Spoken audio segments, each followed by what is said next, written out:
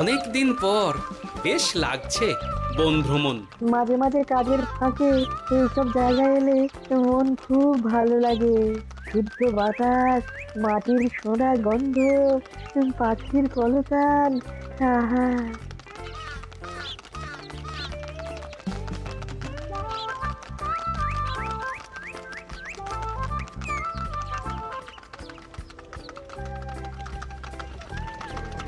মহারাজের রথ থামছে। আমরা এইখানে বসে আজ রাজকার্য পরিচালনা করব। মন্ত্রী, তুমি ঝটপট এখানে বসার বন্দোবস্ত করে দাও। আমি এক্ষুনি ব্যবস্থা করে দিচ্ছি মহারাজ। এই এখানেই আমাদের বসার জন্য ছাউনি করে দাও। এক্ষুনি করে দিচ্ছি মন্ত্রী মশাই। এরা বসার জায়গাটা করে দিক, ততক্ষণ আমরা একটু হেঁটে আসি।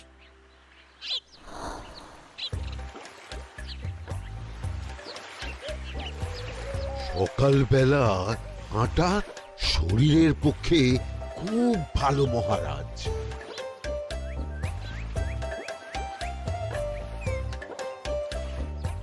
আগেকার দিনে রাজা মহারাজরা এই সব বনে মৃগয়া করতে আসতেন।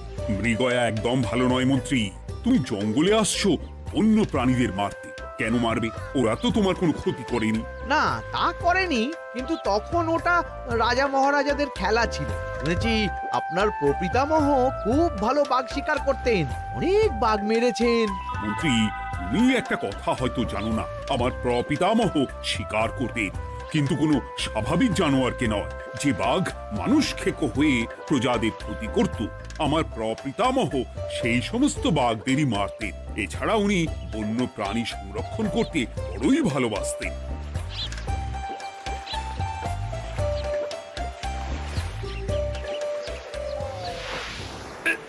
উফ, এটা আবার কি? এই এটা আবার কোথা থেকে উড়ে এলো? কোথাও তো ঝড় হাওয়া কিছুই নেই।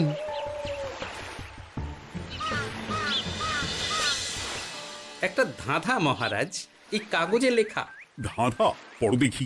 জোয়ার ভাটা প্রভুর খেলা, ভাটা হবে হলে বেলা।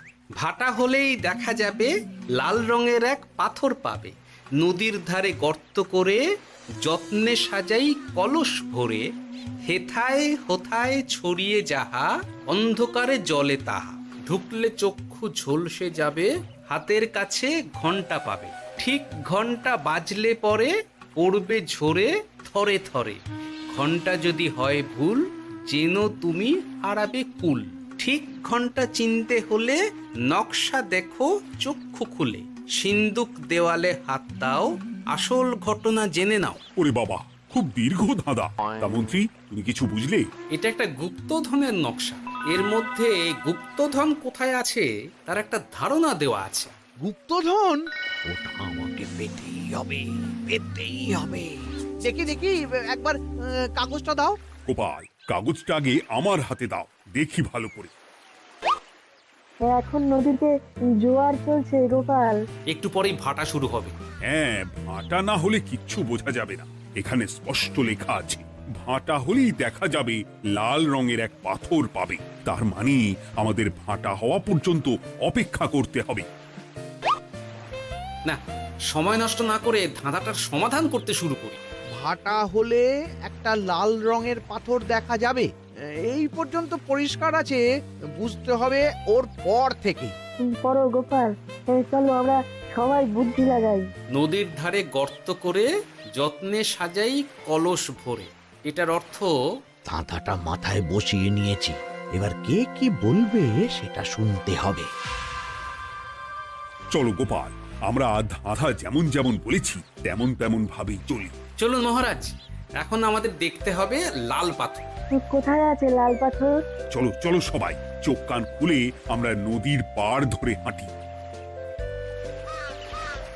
আমি একটু তফাতে হাঁটি।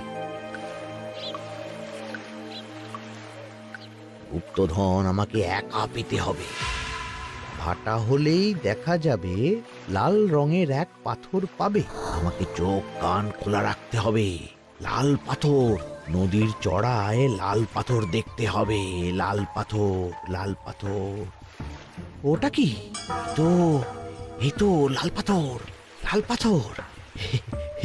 ওরা অনেকটা এগিয়ে গেছে, ওদের আমার দিকে নজর নেই।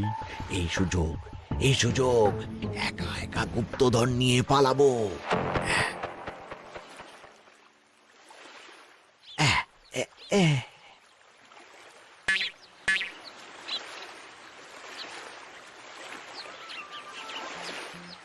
কি গো, আমরা তো হেঁটেই চলেছি, লাল পাথর তো কই দেখতে পাচ্ছি না।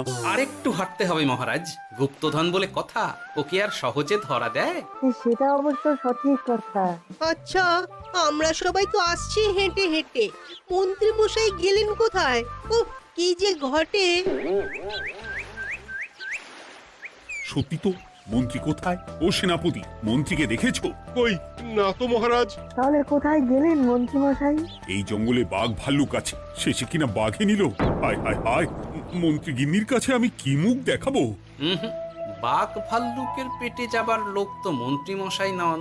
ও গোপাল, কি ভাবছো? কিছু তো একটা বলো। এখন আমাদের মন্ত্রী মশাইকেই খুঁজতে হবে। তবে মন্ত্রী মশাই বাঘ ভাল্লুকের পেটে যায়নি। তুমি নিশ্চিত হচ্ছ কি করে? অত পেঁচালো মানুষকে বাঘ ভাল্লুক গন্ধ শুকেই ছেড়ে দেবে, হজম করতে পারবে না।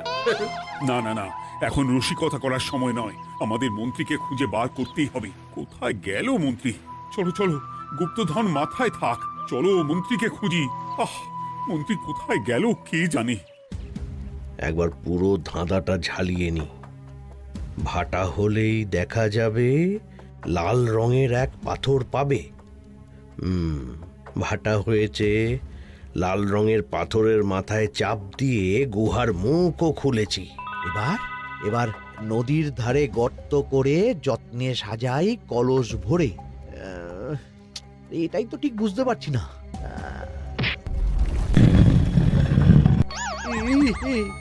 এই রে, এবার কি হবে? হ্যাঁ, মহারাজ, কোথাও একটা আওয়াজ হলো। আওয়াজটা কোন দিক থেকে হলো? চলুন সামনে এগিয়ে যাই। আমার মনে হয় আওয়াজটা সামনের দিক থেকে এলো। আমারও তাই মনে হলো। তবে কি মন্ত্রী মশাই লাল পাথরের হদিশ পেয়ে গেছেন? আমাদের চোখে পড়লো না, অথচ মন্ত্রী মশাইয়ের চোখে পড়ে গেল। আসলে আমরা কথা বলতে বলতে গেছি, তাই নজরে পড়েনি। মন্ত্রী মশাই একা একা আমাদের পেছন পেছন আসছিলেন। উনি ইচ্ছে করেই আমাদের পেছনে পেছনে আসছিলেন। নিজে একা গুপ্তধন নিয়ে যেতে চেয়েছিলেন, এখন কোথায় আছেন কে জানে।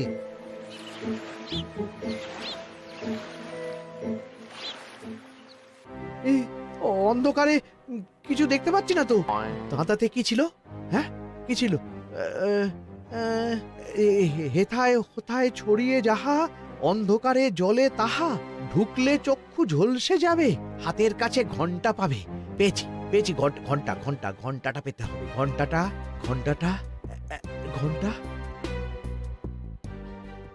ভাটা হলেই দেখা যাবে লাল রঙের এক পাথর পাবে, নদীর ধারে গর্ত করে যত্নে সাজাই কলস ভরে, হেথায় হোথায় ছড়িয়ে যাহা, অন্ধকারে জলে তাহা, ঢুকলে চক্ষু ঝলসে যাবে, হাতের কাছে ঘন্টা পাবে। ঠিক ঘন্টা বাজলে পরে পড়বে ঝরে থরে থরে, ঘন্টা যদি হয় ভুল যেন তুমি হারাবে কুল। ঠিক ঘন্টা চিনতে হলে নকশা দেখো চক্ষু খুলে, সিন্দুক দেওয়ালে হাত দাও, আসল ঘটনা জেনে না। এবারে ভালো করে ঠান্ডা মাথায় ভাবতে হবে। ভাটা হলেই দেখা যাবে লাল রঙের এক পাথর পাবে। সেই লাল পাথরটাই তো খুঁজে পাওয়া যাচ্ছে না, অথচ মন্ত্রী মশাই খুঁজে পেলেন। আওয়াজটা কোথা থেকে আসছিল? এই কাছে পিঠে এই কোথা থেকে আওয়াজটা আসছিল।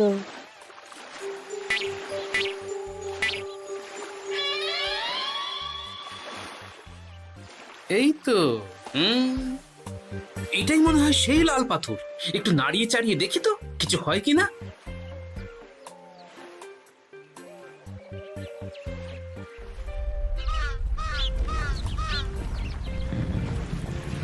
এই তো, কাজ হয়েছে। এই তো সুড়ঙ্গ। আপনারা নিচে নামুন। আপনারা কি দেখছেন সেটা বলবেন মহারাজ। সবাই যদি নেমে যাই, যদি কোনো কারণে সুড়ঙ্গের মুখ বন্ধ হয়ে যায়, তাহলে আর আমরা বাইরে বেরোতে পারবো না মহারাজ। গোপাল ঠিকই বলেছে, আমরা দুজন বাইরে থাকি। মহারাজ আর একটা কথা, কোনো ঘন্টায় হাত দেবেন না, মনে আছে তো? ঘন্টা যদি হয় ভুল, যেন তুমি হারাবে কুল। ওরে বাবা, এই বয়সে আর কুল হারাতে চাই না। ঠিক আছে, তোমার কথাই অক্ষরে অক্ষরে পালন করব। দেখি এই সুরঙ্গে মন্ত্রী মশাইকে দেখতে পাই কিনা। চলুন মহারাজ, সুরঙ্গে নামি। সবাই সাবধানে নামো।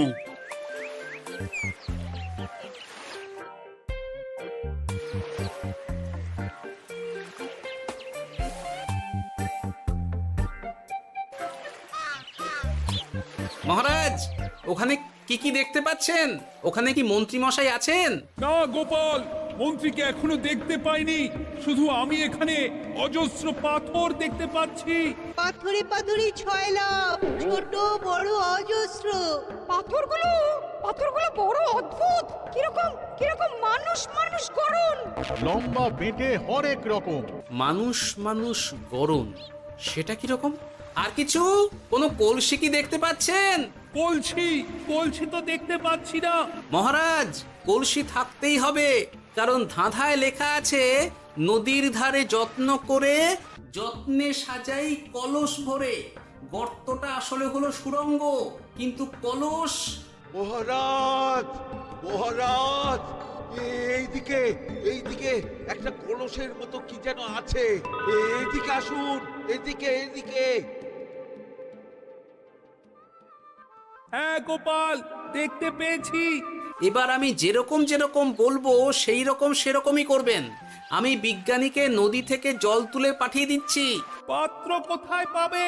আমাদের জল খাবার যে পাত্র আছে সেটা আনতে লোক পাঠাচ্ছি। ঠিক আছে। শুধু একটা কথা বলছি, আপনারা কেউই সুড়ঙ্গের ভেতরে কোনো কিছুতে হাত দেবেন না। কেন গোপাল? সব পরে বলবো, এখন আমি যা বলছি সেটা শুধু মনে রাখুন। সুড়ঙ্গের ভেতরে কিছুতে হাত দেবেন না। ঠিক আছে। প্রহরী, তুমি যাও, যেখানে আমাদের বসবার আয়োজন করা হয়েছে সেখানে গিয়ে একটা জলের পাত্র নিয়ে নদী থেকে জল ভরে নিয়ে এসো। গোপাল, মন্ত্রী মশাই কোথায় গায়েব হয়ে গেলেন? কোথাও গায়েব হয়ে যাননি বিজ্ঞানী, কোথাও গায়েব হয়ে যাননি উনি। উনি ওই সুড়ঙ্গের ভেতরেই আছেন। কিন্তু কেউ তো ওনাকে দেখতে পাননি। সম্ভবত পাথর হয়ে আছে। এখন কিভাবে পাথর হয়েছেন সেটা তো আমি বলতে পারবো না। সবটাই স্বপ্নের মতো লাগছে। ঠিক যেন স্বপ্নের মতো লাগছে। এই জীবনে সুরঙ্গ দর্শন হয়ে গেল। আমাদের পাতাল প্রবেশ। পাতালে আসিয়া আমি মনে মনে বলি, গুপ্তধন নিয়ে আমরা যেন সৎ পথে চলি। তোমার এখনো কাব্য আসছে সভাকবি? আসছে মানে কাব্যের সাথে আছে রোমাঞ্চ, করছে গা শীত, হচ্ছি আমি অধীর। মহারাজ, জল দিয়ে বিজ্ঞানীকে পাঠাচ্ছি। কি করতে হবে বিজ্ঞানীকে সব বলে দিয়েছি। তুমি ভেতরে আসবে না? আসবো ঠিক সময়ে। এখন আমি যেমন যেমন বলবো আপনি ঠিক তেমন তেমন করবেন। ঠিক আছে। বিজ্ঞানী, যেমন যেমন বললাম ঠিক তেমন তেমন ভাবে কলসিকে জল দিয়ে পরিষ্কার করবে। মনে রেখো, ধাঁধায় আছে কলসি সাজাই যতন কর। তুমি একটা কথা মনে রেখো বিজ্ঞানী, কোথাও হাত দিও না কিন্তু। ঠিক আছে গোপাল, তোমার উপস্থিত বুদ্ধির তুলনা নেই। আমি যাচ্ছি গোপাল। সাবধানে সাবধানে। মহারাজ, বিজ্ঞানী যাচ্ছে। সাবধানে নামো, সাবধানে। মহারাজ, এই কলসিটা কোথায়? ওই তো, একটু সাবধানে যাও।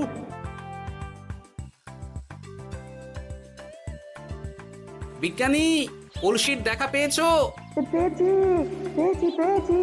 এবারে কলসিটাকে ভালো করে জল দিয়ে ধুয়ে দাও। কলসির আলোয় সুড়ঙ্গ আলোকিত গোপাল। এরপর কি? ভালো করে দেখুন মহারাজ, কোথাও ঘন্টা দেখতে পাচ্ছেন কিনা। ঘন্টা? একটা তো নয়, সার ঘন্টা, অনেকগুলো ঘন্টা। সাবধান, ঘন্টায় হাত দেবেন না, শুধু দেখুন।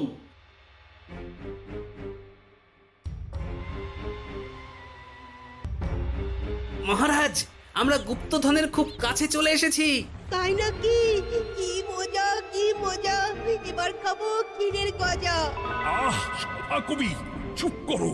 এখনো আমরা গুপ্তধন পাইনি। বাবার মুখে দাঁড়িয়ে সবগুলো তারা আঁকা। বিজ্ঞানী, কোনো ঘন্টায় চাঁদের নকশা করা আছে কি একটু দেখে বলো না। আমি আতস কাঁচ নিয়েই দেখছি, সব ঘন্টাতেই তারা আঁকা। খবরদার কোনো ঘন্টাকেই ছোঁবে না। ঠিক আছে, কোনো কিছু না ছুঁয়ে আমি দেখছি। পেয়েছি গোপাল, চাঁদ আঁকার ঘন্টা পেয়েছি। ওই ঘন্টাটা বাজাও, বাজাও।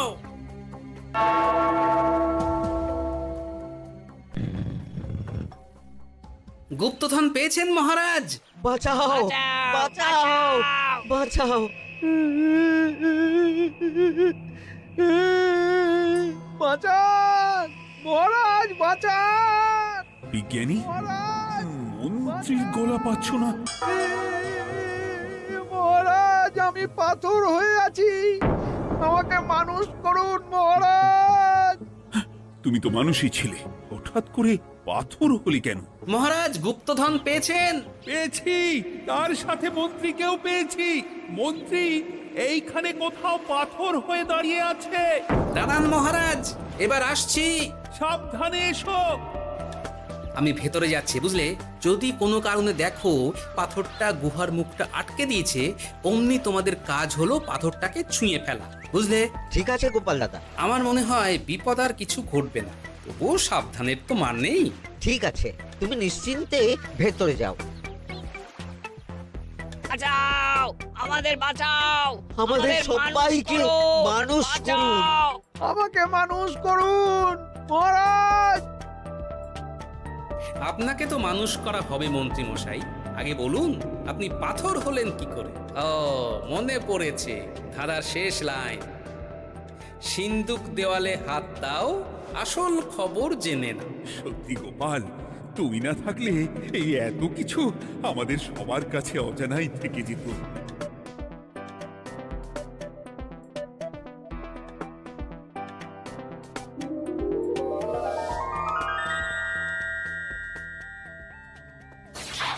ধন্যবাদ আমাকে মুক্ত করার জন্য। আপনি কে? আমি যক্ষ। আমাকে এই ধন সম্পত্তি পাহারা দেওয়ার জন্য এক ডাকাত দলের সর্দার যক্ষ করে রেখেছিল। আমি 100 বছর ধরে এইখানে যক্ষ হয়ে আছি। আমি তোমার জন্য মুক্ত হলাম গোপাল। এই সম্পত্তি তোমার গোপাল। সম্পত্তি নিয়ে আমি কি করব? আমি এই সব সম্পত্তি মহারাজকে দান করলাম, রাজ্যের অনেক কাজ হবে। তুমি ধন্য গোপাল, তুমি ধন্য। এবার আমার যাবার সময় এসেছে, আমাকে যেতে হবে। যাবার আগে এই পাথরগুলোকে মানুষ করে যান। এরা সব লোভী। আমি আমার সীমিত ক্ষমতায় এই গুপ্তধনের ধাঁধাকে এখানে যারাই ভ্রমণ করতে আসে তাদের হাতে তুলে দিই, কিন্তু কেউ এই ধাঁধার সমাধান করতে পারে না। সবার মনে লোভ কাজ করে, এই লোভ এদেরকে পাথর করে রেখেছে। পাথর হলো কি করে? একটা মানুষ এসে বুক ভরা লোভ নিয়ে আধা পুরো না জেনে পাথরে হাত দিলেই সে পাথর হয়ে যাবে। আমাদের আমাদের ভুল হয়েছে, আর লোভ করব না। আমাদের বাঁচাও। আমাকে মুক্ত করে দিন, আমার খুব ভুল হয়েছে মহারাজ, মুক্ত করে দিন আমায়। তুমি এখানে আগে এসেছিলে, তাই তো আগে এসে ভাবলে নিজেই একা একা গুপ্তধনকে হরপ করে দেবে। এদিকে তোমাকে না দেখতে পেয়ে আমাদের কত চিন্তা হচ্ছিল। যারা লোভী তারা কারো কথা ভাবে না, শুধু নিজের কথা ভাবে।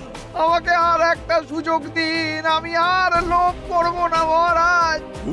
তোমার কথার কোনো দামই নেই। না মহারাজ, আমাকে আমাকে আর একটা সুযোগ দিয়ে দেখুন, আমি আর লোভ করব না, আমাকে মানুষ করুন মহারাজ। আমাদের সবাইকে আমাদের সবাইকে মানুষ করুন, দয়া করে মানুষ করুন। যক্ষরাজ, এদের আপনি ক্ষমা করে দিন। ঠিক আছে, তোমাদের আবার মানুষ করে দিচ্ছি।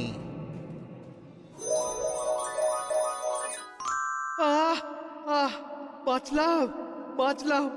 এই রকম বারবার বাঁচা যাবে না, কিন্তু এবার সাপ ব্যাং যাই হবে না কেন ওইভাবেই থাকতে হবে, এই আমি বলে দিলাম। এবার আমার মুক্তি।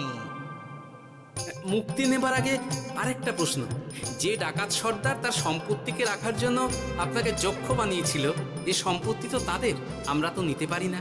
লোভ বড় খারাপ গোপাল। অতিরিক্ত লোভ মানুষকে পশু করে দেয়। ওই ডাকাত দল এই সম্পত্তির জন্য সবাই কাটাকাটি করে মরে গেছে, কেউ আর বেঁচে নেই। সুতরাং এই সম্পত্তিতে তোমার অধিকার আছে। এই সম্পত্তি তুমি গ্রহণ করো। নিলাম আমি, কিন্তু এই সম্পত্তি মহারাজকে আমি দান করলাম। ডাকাত দল জনগণের সম্পদকে লুটেই তো সম্পত্তি বানিয়েছে, তাই আমি জনগণের কাজে লাগবার জন্যই এই সম্পত্তি মহারাজকে দিলাম। গোপাল, তোমার জয় হোক। এবার তাহলে আমি যাই। তোমরা সবাই সুখে থেকো আর ভালো থেকো। গোপাল, তোমার তুলনা হয় না। তোমার ঋণ আমি কোনোদিন শোধ করতে পারবো না। তুমি কৃষ্ণনগরের জন্য যা করলে তা ইতিহাসে লেখা থাকবে। না মহারাজ, আমি এমন কিছু করিনি, এই কাজ সবাই করবে। জয় গোপালের জয়, জয় গোপালের জয়। জয় কৃষ্ণনগরের জয়। জয় কৃষ্ণনগরের জয়।